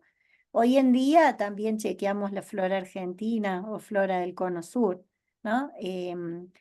Tratamos de chequear especialmente porque flora patagónica, bueno, ha quedado los nombres están desactualizados, son muy antiguos los libros, pero funcionan espectacularmente bien. Entonces lo que yo hago es, hago un doble chequeo, es decir, yo Claro. identifico usando la flora patagónica o flora argentina que tengo los tomos de las familias que hay, porque no están todas, vieron todavía, y después entro al banco de datos y chequeo los nombres, porque de pronto me encuentra que cambiaron de familia o cambiaron de género, que pasa todo el tiempo, ¿eh? Lo cual a mí me pone un poco ansiosa porque yo he escrito libros de estas plantas y uno los manda a la imprenta y cuando salen de la imprenta ya hay algún nombre que cambió. Pero bueno, eso es irremediable. Desde que yo era Era, estudiante en la secundaria, estamos, eh, mi profe que era Dimitri, que yo lo amé y que por eso me dediqué a las plantas, él ya se quejaba de los cambios de los nombres de las plantas, así que eso es algo que ocurre claro, y siempre. estamos como en un punto bisagra, ¿no? Yo le estaba explicando la otra vez a los chicos Sí, que ahora con el grupo este APG estamos como en un sí, momento ahí medio bisagra, pero no quita que las claves, por eso te preguntaba, las claves que uno utiliza, uno no tiene un lector de ADN en los ojos, lo único que no, te claro. podés hacer es saber, digamos, identificar con lo que uno ve. Siguen siendo, a pesar de que son por ahí caracteres artificiales son necesarias para llegar, ¿no? A la identificación. Uno va a seguir utilizando los caracteres Yo morfológicos. amo las claves que usan la morfología como Claro, caracteres determinantes. A mí me parecen súper prácticas. Es más, en realidad, nuestra cabeza, como vos decís, funciona en cuanto a lo morfológico. Por ejemplo, a mí me pasa que a veces voy al campo y digo, bueno, ¿qué será esto? Que no sé, pero uno por lo menos sabe de qué familia es. Entonces te ahorra una gran cantidad de tiempo, porque vos vayas directamente al libro de la familia. Al principio yo invertí muchísimo, muchísimo tiempo, porque a veces no sabía de qué familias eran, entonces tenía que entrar, pero después uno ya se hace el ojo. Bueno, otra forma que usábamos nosotros para chequear es contrastar con materiales de herbario. En aquel momento, Cecilia me mandó al herbario de Mendoza, porque ellos tenían una colección grande de plantas, entonces yo chequeaba estas especies. Ahora el CRU el centro de acá de Bariloche tiene un herbario que está indexado y todos nuestros especímenes han ido a parar ahí. También uno podría ir al Darwinion o a otros lados y chequear otros materiales. Y hoy en día también hay que confesar que se ha modernizado bastante con las redes sociales y con toda la tecnología, porque a veces me ha pasado, digo, bueno, ¿qué será esto? ¿Qué será esto? Entonces, por ejemplo, no sé, yo sé que Aníbal Prina se dedica a brasicáceas, por nombrar a alguien, un profe que ustedes conocen. Bueno, entonces le mando una foto detallada. Entonces, si es un especialista, lo puede determinar. O pregunto en el Darwinion, no sé, al especialista de compuesta. Entonces, a veces hoy en día, con una buena foto, se puede, se Puede puede ayudar. explicar. Claro, por ejemplo, cuando yo encontré la viola esta nueva, o el cenecio, nosotros encontramos el cenecio carbonense y también estaba vivo Cabrera en ese momento, que era el máximo especialista en compuesta. Entonces nosotros le mandamos a Cabrera un ejemplar y él dijo, sí, esto es nuevo, ¿no? No sé, bueno, yo con la viola me pasó, a mí me da pena recolectar, especialmente si son especies de tan raras. Entonces yo mandé fotos y ahí sí me dijo, no, bueno, esto no, uno se lo manda a los especialistas, entonces ahí ya se ahorra un gran, ¿no es cierto? Es un gran paso, ya él te dice, no, esto es nuevo. Entonces ahí pasé al paso de la recolección. Pero sí, y Bueno, lo hoy interesante que lo útil que es aprenderse a reconocer por lo menos a nivel de familia, ¿no? Que es así como está encarada por lo menos la materia de botánica taxonómica, de que al menos sí, tener como características de la familia que te ayuden y te orienten a entrar en una guía o en eso es una súper clase. importante. Yo di esa materia acá también en la Tecnicatura en Viveros y siempre a mí me parecía igual que vos, Flor, que para mí el objetivo importante es decir, bueno, a ver, yo miro esta planta, bueno, es una cariofilacia o es una asterácea o es algo. Entonces después es mucho más fácil porque la colección de Claro, flora patagónica está en casi todos los centros universitarios. Entonces uno ya va, en lugar de revisar los 8 tomos, ya va a la familia que corresponda. Y es claro. mucho más, tiene aire a, o por lo menos decir, tiene aire a, ¿no es cierto? Y después Sí, de tanto caminar, con el tiempo, si les gustan las plantas, a veces hasta llegan a decir, ah, tiene aire a tal género, me parece que esto puede ser, no sé, un silene, o me parece que esto puede ser, no sé, una poa o lo que sea. Entonces también te ahorra más todavía, porque ya después vas directamente al género, ¿no es cierto? Y hoy en día tenemos muchas aplicaciones. Yo confieso que todavía no me puse a investigar, pero tengo entendido que el Darwinion ahora está, el último proyecto que tuvo es, no sé si está enlazado con PlantNet o es otra app, que ustedes pueden sacar la foto y tener el número el nombre de las especies, porque están cargando ahora fotos de plantas nativas, entonces en el futuro va a ser posible sacar la foto y que te diga el nombre, que eso claro. está buenísimo. Otro sistema que lo están usando mucho las personas, lo suben a eNaturalist. Si usted en eNaturalist pones la foto y te tira las identificaciones. Entonces eso también te hace avanzar algunos casilleros porque a veces te dice, o el Google Lens, ¿vieron que sacan la foto? A veces te dice cualquier verdura malísimo, a veces yo no le confío mucho, pero algunas veces te orienta, te dice, y hay Claro. 70% de que sea esta. Entonces ustedes van, digamos, hoy en día es más fácil que antes, ¿no es cierto? Pero a mí me encanta la botánica taxonómica, le digo para todos los estudiantes, a mí siempre me ha divertido esa materia a muerte, porque a mí me gusta ordenar y poner todo en cajitas me parece de lo más divertido. Aunque la planta te desafía, porque viste, nunca no hay posibilidades muchas veces con la botánica de encasillar. Exacto, Eh, exacto, sí, es cierto. Aparte, como dice Javier Pupieri, un colega que yo admiro mucho siempre, es, a uno le encanta encasillar y ponerle nombre a las especies, pero a veces hay límites entre las especies que son Sí, sí, difusas, que son porque vos no difusos. sabés si es la misma especie que tiene adaptaciones a las distintas geografías o son distintas especies. Por Claro, eso, hay en mucha realidad, hibridación. claro, mucha hibridación. Por eso también lo del ADN está bueno, porque eso es lo que da finalmente como el pantallazo final. El único tema Claro, es que uno, como dice Florencia, en el campo, la mente de uno no funciona con el ADN.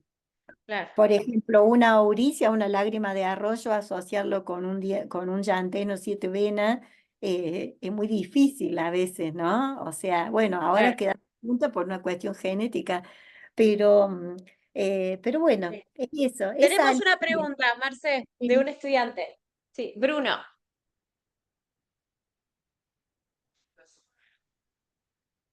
No lo escuchamos, Flore. A Te ver, No tenés que lo sé. acercar al por ahí. micrófono. Profe, ¿qué tal? Bruno, le hago una consulta sobre las plantas de alta montaña y amenazas.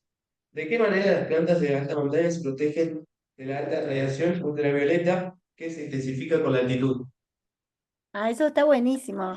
Eh, Vos sabés que todas estas plantas producen factores de fotoprotección, tienen como filtros solares incorporados. Gracias, Y vos sabés profesor. que se ha estudiado algo súper interesante porque cuando están tapadas por la nieve, viste que están abajo en oscuridad, ellas no tienen esos filtros preparados para salir. Y cuando la nieve se hace sopa, que la radiación ya puede empezar a penetrar y le empieza a llegar indicios a la planta de que la nieve se está derritiendo, ella empieza a preparar esa serie de filtros solares que a veces son antocianinas u otros pigmentos que le dan cierto color o marrón o púrpura a veces, y entonces de esa manera se protegen de la alta radiación. Eso le lleva un tiempo.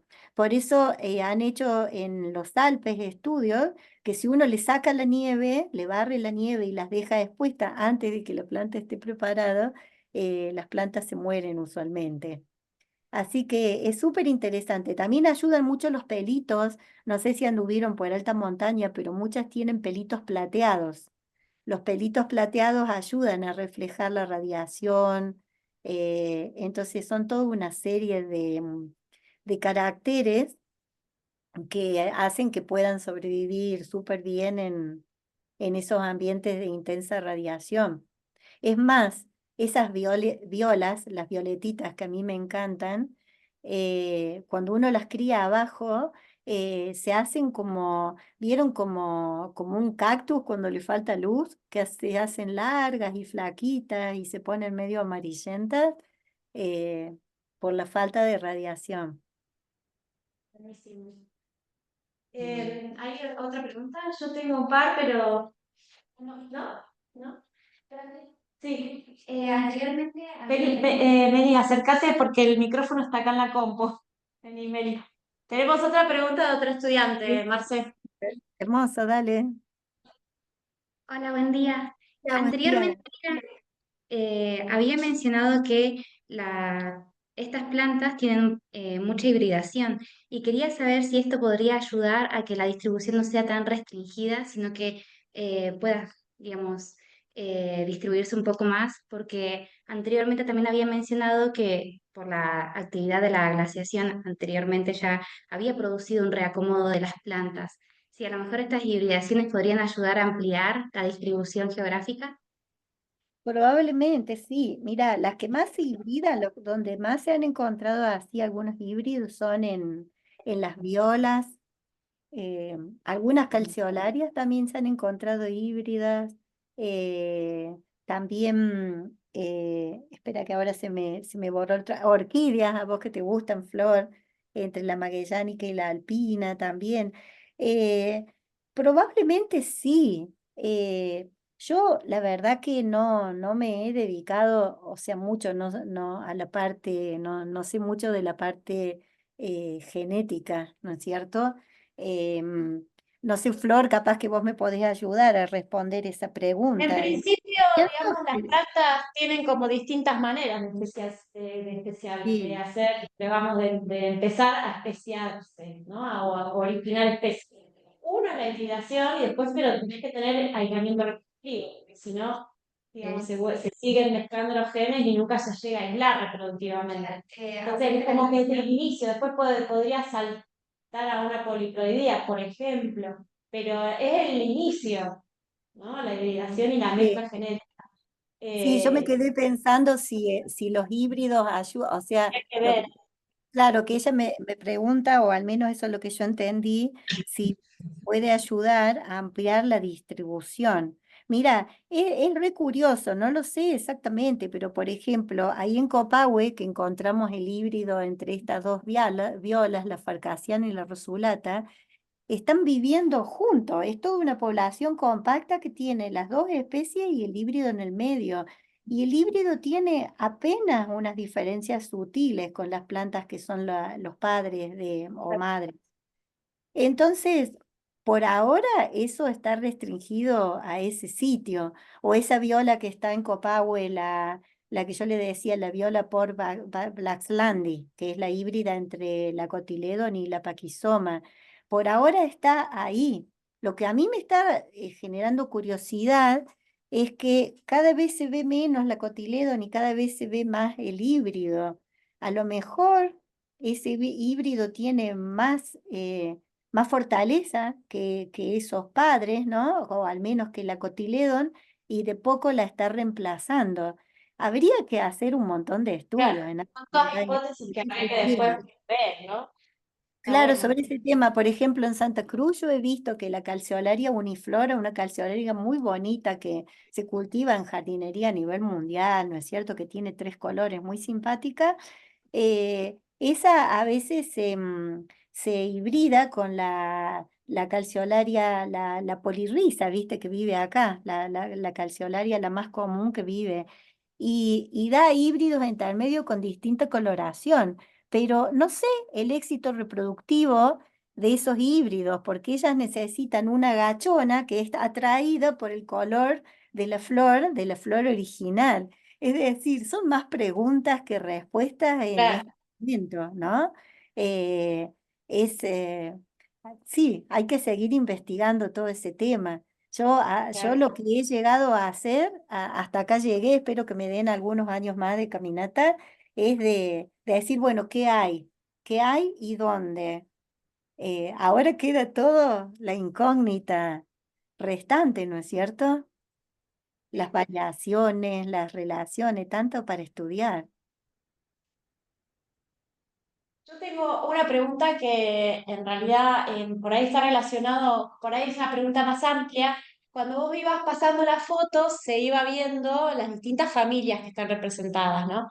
Y Sí, de los estudios florísticos en general que se hacen en todo el país, siempre coincide que las dos familias más representadas son Asteraceae y Poaceae. No importa sí. si es acá, Misiones o Cuyo, no importa la bioregión, pero es como que son dos familias que están muy representadas. ¿En la alta montaña se respeta eso? Sí, sí, en la alta montaña se respeta, son las más representadas y dentro de las asteráceas el género Senecio es muy importante y el género Bien. Nasandia, que es un género muy típicamente alto andino. Y saben una cosa muy, muy interesante que no se da a nivel mundial, porque a lo mejor a nivel mundial después otras familias de alta montaña representadas son Caryophyllaceae, Brassicacea. Acá una familia con alta representación es la violácea.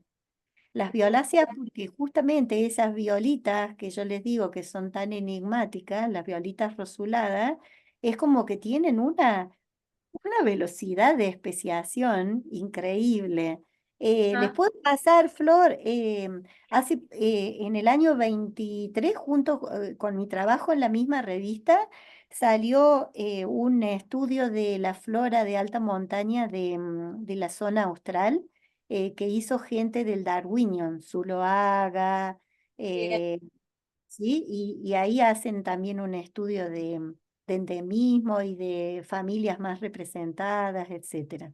Espectacular. Pero Después vamos a compartirle a los chicos, al que le interese también fuera de la cátedra, toda esta información.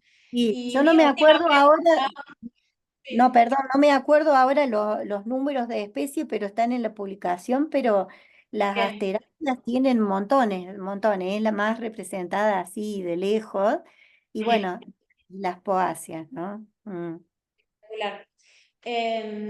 Y mi última pregunta por ahí tenía que ver con otra cosa, que no era no tanto de botánica taxonómica, sino más que nada con tu actividad. Si vos tenés idea más o menos de la cantidad de gente que has llevado a la montaña a ver flora de alta montaña específicamente, ¿no? Como un recurso natural se transformó como en una atracción turística, no un paisaje, sino una planta o un grupo de especies, y si te Sí. más o menos te acordás, y si nos puedes comentar la diversidad de nacionalidades que han venido a acompañarte. Sí, bueno, sí, ya es como un recurso natural laboral, digamos, ¿no? Yo empecé en el año 2004, creo que tuve mi primera excursión formal con grupos que venían de Inglaterra y de Escocia en ese momento. No te sabría decir cuánto, han sido cientos de personas, porque yo hace más de 20 años que trabajo como guía botánica y cada vez es más solicitado mi servicio. De hecho, yo ya no estoy dando abasto porque todos quieren venir a buscar las plantas de los Andes australes. Pero mira, he llevado gente de Japón, han venido de Japón montones de grupos con una lista. Quiero ver estas violas que crecen en Sudamérica. Bueno, en Patagonia, perdón. Yo trabajo en Patagonia o en la zona cuyana, no más al norte. Después han venido gente de Canadá, de Estados Unidos, de Irlanda, Holanda, de Noruega, de Suecia, de Suiza. No, la cantidad de países yo ya he perdido la cuenta. Ahora estamos preparando, este año tengo dos grupos, uno de Estados Unidos y Canadá y otro grupo que va a venir el grupo en enero y el otro grupo es un grupo mixto también, que vienen de distintos lados, de Inglaterra y de Estados Unidos. Pero el año que viene, por ejemplo, hay un grupo noruego que quiere venir. Eh, Años estuvieron viniendo los holandeses, entonces también esa es una linda, es como una linda, ¿cómo se dice? Posibilidad laboral si los que están escuchando acá realmente se interesaran en eso, yo creo que hay cada vez más cantidad de personas que requieren de guías botánicos para recorrer la Patagonia. Antes no era así, bueno, vos sabés, Flor, antes venían a ver aves, todo el mundo venía a ver aves.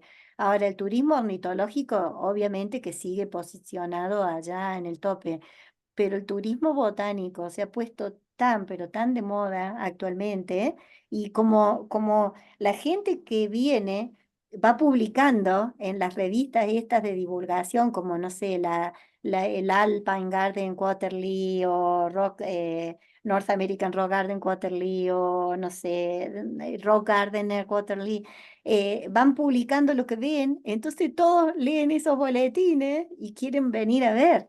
Entonces, esto es algo lindo, marcar un sendero, decir, bueno, este es mi sendero, yo lo uso, yo lo cuido.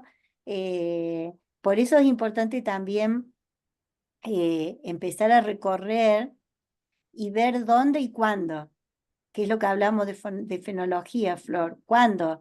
Porque no es lo mismo que me llegue un turista en noviembre, diciembre, a que me llegue en enero y febrero. Entonces, ¿dónde lo puedo llevar para que puedan ver las flores que ellos quieren según el momento del año, ¿no es cierto? Y no solo de la alta montaña, de la estepa. En general, estos grupos quieren ir a la estepa también, porque son ambientes similares y son ambientes diferentes a la flora que ellos tienen. Y los bosques, chicos, ustedes que tienen esos bosques tan espectaculares ahí en la zona de San Martín, que está todo ahí, todo es maravilloso. Bueno, el bosque de Araucaria es una cosa que todo el mundo quiere ver. viene a la Patagonia y quiere ver el bosque de Araucaria. Porque si ustedes se ponen a pensar, es un punto en el mapa del planeta, un punto. Entonces creo que las plantas nos ofrecen un recurso natural que te puede generar toda una carrera laboral. Yo lo que menos pensé que iba a terminar trabajando de guía botánica. Y sin embargo, hoy en día, que estoy jubilada de la docencia formal, es como en lo que más trabajo. Buenísimo. Bueno, un aplauso. Gracias, chicos, gracias. Bueno, muchas gracias por invitarme. Y nada, si tienen alguna duda, después ustedes me escriben. Y creo que es importante que se involucren inclusive como personas, porque muchas veces, si somos muchos, llegamos a espacios que a lo mejor otro no llegó y si vemos una cosa rara, bueno, ¿qué será esto? Y en general, a veces yo he recibido información así, vía un WhatsApp. Mira lo que encontré. De hecho, ayer mismo me escribió un chico de Chosmalal, que es el que me llevó al Cerro Corona, me dice, mira este berberis que encontré.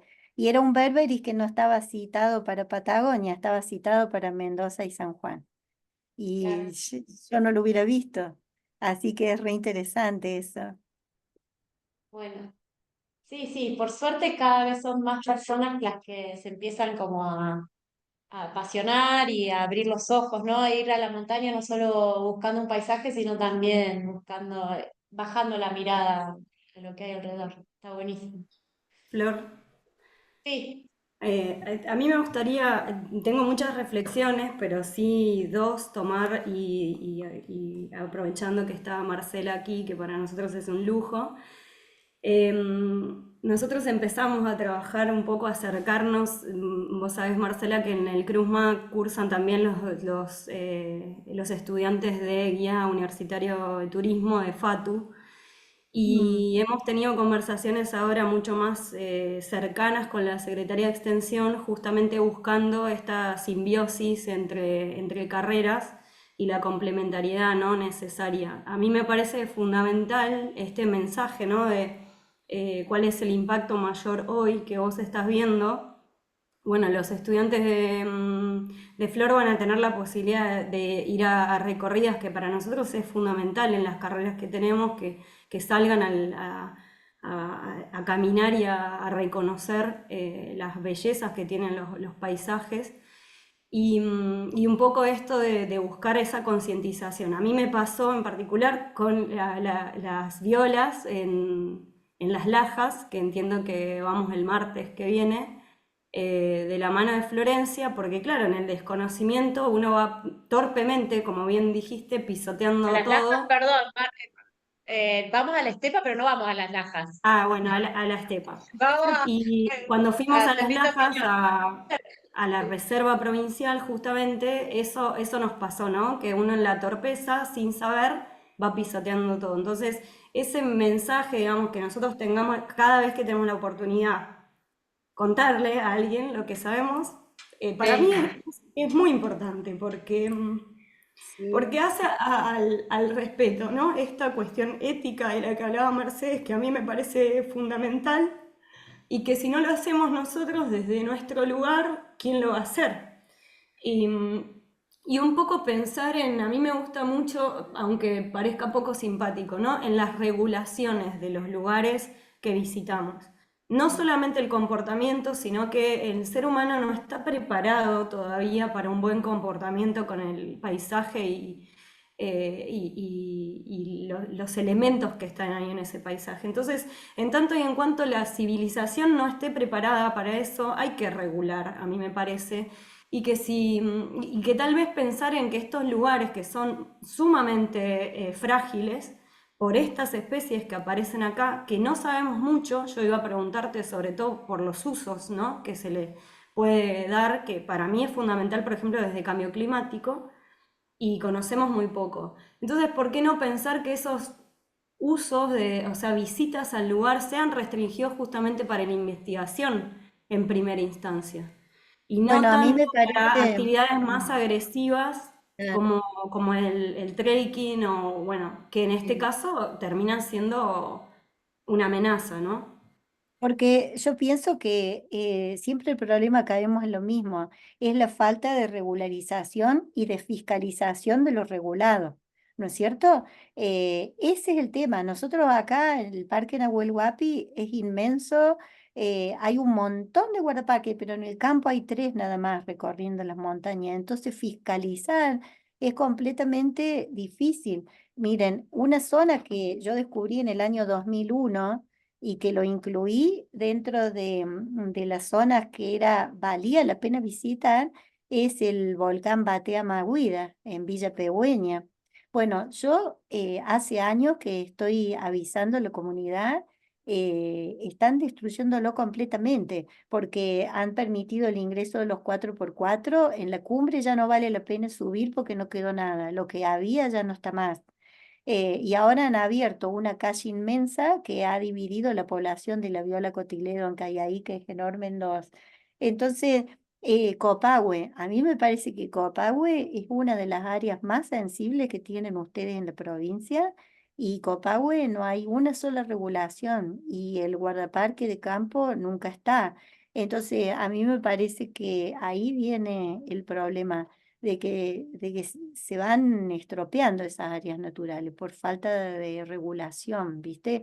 Y es sumamente importante eso, la concientización de los guías de trekking o de los guías de caminata, de los guías de observación de aves, ¿viste? Para que se respeten los senderos, que los senderos estén bien marcados, porque eso es vital, ¿sí? Sí, nos pasó ahora también estamos armando ahí, colaborando para armar la estrategia de biodiversidad de la provincia. Y a mí en particular me pasó eso, que no encontraba un objetivo claro de las reservas provinciales, ¿no? Es como conservan, pero no saben bien qué cosa. Y Mm. en esa nebulosa es muy difícil tener ciertos cuidados y regular qué, si yo no sé qué estoy conservando. Eso por un lado. Y después que yo no encuentro una política clara en la provincia de Neuquén de aumentar esa cantidad de reservas y de hablar de conectividad de áreas protegidas, que Sí. para estos ambientes que son sumamente frágiles es muy importante, porque no sabemos qué características tiene que tener esa conectividad ni de cuántas hectáreas estamos hablando que necesitamos conservar. Entonces, tal vez nosotros estamos insistiendo justamente a nivel local, ¿no? Con gobiernos locales, que se enganchen en aumentar las reservas aún siendo municipales, de manera que uno pueda impactar en la sociedad con el conocimiento necesario para que tengamos cierto comportamiento que es necesario para coexistir en esos ambientes, ¿no? Bueno, a A lo mí, mejor como proyecto de investigación para ustedes o de trabajo, a mí me parece que el área Chachil merece la pena un esfuerzo intenso, porque bueno, nosotros fuimos, ya es la tercera vez que intento hacer cumbre ahí, pero el viento no nos dejó, el año pasado fuimos, también fue gente de San Martín, Soledad Cantarini, que quizás la conocen, y quedamos que vamos a ir de nuevo porque todo ese cordón es súper interesante. Entonces ver, bueno, ¿qué hay primero de base? ¿Qué hay ahí exactamente? Y cómo se puede manejar el uso, porque ahí el uso está entrando, a Chachil está entrando la gente, a la atravesada está entrando por el otro lado, por el lado de atrás, ¿no es cierto? A mí me parece que hay que ponerle, y nosotros fuimos a hablar con la gente de recursos naturales y planteamos también lo de Copahue, pero ellos insisten que hay un guardaparque en Copahue que nunca lo vi en el campo, sinceramente, y a mí me parece que es importante hacer una capacidad de carga de la zona, Claro. reducir el número de personas caminando, porque aparte de esas violas que están ahí, que no están en otro lado, nosotros hemos visto que si las pisan, muchas se mueren al pisarla porque se les destruye el ápice. A veces se deforman y empiezan a hacer ramitas laterales y hacen como unas cabecitas que parecen unos monstruos, pero muchas veces se mueren. y la mayor parte de la población de Saviola se arrasó cuando se construyó Cabiahue. Entonces, creo que esa es un área también, a lo mejor que ustedes como universidad tendrían que ponerle mucho esfuerzo de decir, miren, esto no va más, sí, porque se va a destruir esa zona. Justamente eso de la capacidad de carga, viste, está bien entendida cuando es una cuestión de productividad y no cuando es una cuestión de conservación. Entonces, y pensando en los servicios ecosistémicos, por ejemplo, en la investigación, la producción en investigación justamente es algo que tenemos que mirar y nos vamos a quedar sin poder producir por no estar mirando estos aspectos, ¿no? Bueno, cuando vos hablás con guías de turismo o agencias sobre capacidad de carga, no es bienvenido el tema, porque, bueno, disminuye mucho los ingresos que pueden generar, pero en definitiva es el sustento, digamos, a perpetuidad que vos tenés, es el conservar, ¿no? Porque estás trabajando con eso, entonces un Hay poco que, insistir con estos temas es importante. sí, y hay que ver por ahí qué experiencia tienen otros países que ya están de vuelta, ¿no? Con todas estas cosas, porque ya destruyeron todo, quieren conservar lo mejor posible, lo poco que les queda, y ellos ya tienen como experiencia en todas estas cuestiones, ¿no? Que nosotros Sí, recién estamos preguntándonos qué hacer, y a lo mejor ellos ya tienen un montón sí, de experiencia que uno les sirve de aprendizaje, ¿no? hay que Seguramente en Suiza, por ejemplo, en Austria, tienen estas Hay que mismas medidas. decir, Flor, también que es un problema a nivel mundial. Después de la pandemia, todos reportan de que aumentó el número de personas caminando en las áreas naturales. Fue como algo que se despertó ahí en la pandemia eso. Pero, por ejemplo, volviendo a Copahue, la población de Berberis copahuensis, ahí la más importante, está cortada por la mitad porque la picada atraviesa el mallín donde vive. O sea que hay un mallín que está cortado por la mitad por la picada que valito. ¿Ves? Entonces, a lo mejor ustedes como universidad, así como hicieron en esta del área de Cuchillo Cura, puedan intervenir en esa área, a lo mejor alguna tesis de alguno de los chicos, porque a mí me parece que esa es una de las zonas más sensibles que tienen ustedes en este momento, ¿no? Y después la zona de cerca de Chosmalal. Me están mandando cosas increíbles de la zona del Cerro Corona, del Cerrito Caicayén, que están ahí, ¿viste? Son cosas que son increíbles, que nunca vi en mi vida yo, o sea, cosas, especies Es parte raras. de la cordillera del viento. Sí, bueno, ahí a lo mejor merecería hacer un área protegida. Hay un grupo de chicos que se llaman el grupo de los biosenderos, donde está Alejandro Maureira, que en algún momento fue secretario de Turismo, y ellos están tratando de conservar. Hicieron unos folletos de cómo caminar en la montaña. También yo los puedo poner en contacto con ellos, pues ellos tienen mucho interés en conservar y andan todo el tiempo mirando, ahí está la guía esta que descubrió la viola nueva. Entonces, esas son zonas que también, a lo mejor como universidad, ponerle la ficha de decir, bueno, relevamos y hacemos la justificación de por qué eso tendría que ser un área protegida. Hay tanto para hacer, ¿no? Y ustedes que están en Neuquén, que están, tienen más como la Ana y posibilidad. del norte de la zona de Yomalá, Andocoy. Que hayan- Gracias, Vanes, por venir. No, no. Y también hay ahora una normativa nueva, ¿no? Que de la Convención Marco de Naciones Unidas en el Convenio de Diversidad Biológica que da esta posibilidad a áreas que todavía no tienen ninguna denominación, como son OMEC, se le llama por la sigla, que son otras áreas de conservación que todavía no tienen ninguna catalogación y que por alguna razón, por ejemplo, conectividad de áreas o especies endémicas, es necesario conservar. Entonces, me parece que es una posibilidad para la provincia pensar en esto.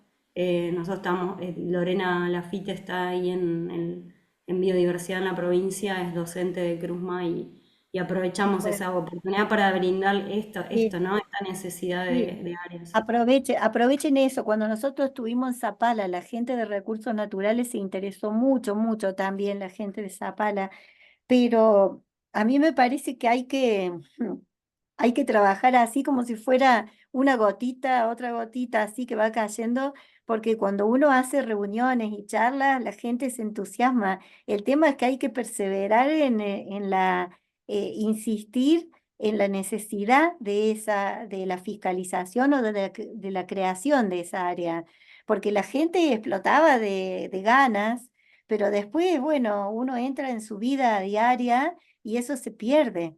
Entonces hay que hacer un proyecto donde no dejar de perseguir a las personas hasta que se logre. ¿Viste? Eso yo creo. Yo tengo para compartirles, si les interesa, estuve haciendo el relevamiento de Chachil y hasta me faltó muy poquito para la cumbre que no pudimos llegar ese día, pero tenemos intenciones de ir de nuevo y yo con gusto les comparto los datos si quieren para que empiecen a hacer la base, que hay de base ahí, e identificar cuáles son las especies con problemas de conservación, que en esa publicación que te compartí, Flor, está el análisis de cada una de las especies, ¿viste? Ahí la pueden ver. Ahí hay una fe de ratas que te tengo que pasar porque se borró una línea, creo que donde dice loasácea falta el nombre, quedaron pegadas las geraneáceas, las loasas, pero vos te vas a dar cuenta y lo corregís después en la lista. Bueno, buenísimo. Bueno, Marce, no queremos ya ocupar más de tu tiempo. Te quiero agradecer un montón por haberte tomado esta mañana con nosotros y tan, no sé, tan rica toda la información, todo lo que nos compartiste de tu trayectoria. Así que no, otro aplauso. gracias a ustedes por invitarme, gracias. Bueno, estamos en contacto. Gracias, Marce. Chau. Adiós, Muchas chao. gracias, muchísimas Gracias, Chao. Vero. gracias. Gracias, Chao. Vero, No, por por favor. estar allá. Ella está de licencia y está, sin embargo, ayudándonos con la grabación Bueno, Un muchas placer, gracias. no me lo quería perder. Chao, chao. Gracias.